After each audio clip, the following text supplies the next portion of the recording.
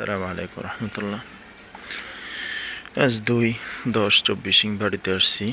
আমাদের বন্যায় যে ঘরটা ক্ষতিগ্রস্ত হয়েছিল, একদম ব্যবহার অনুপযোগী ঘরটা ভাঙ্গা হয়েছে।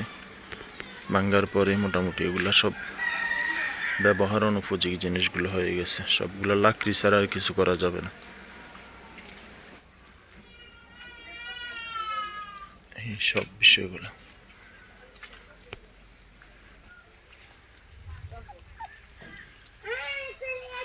এই যে টিনগুলা সব,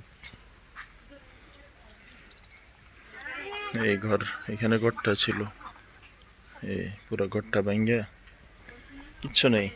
একদম পুরো ঘরটাই নতুন করে করতে হবে।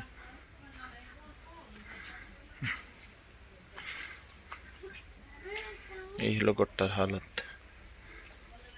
ভাঙ্গার পরে এখনের অবস্থায়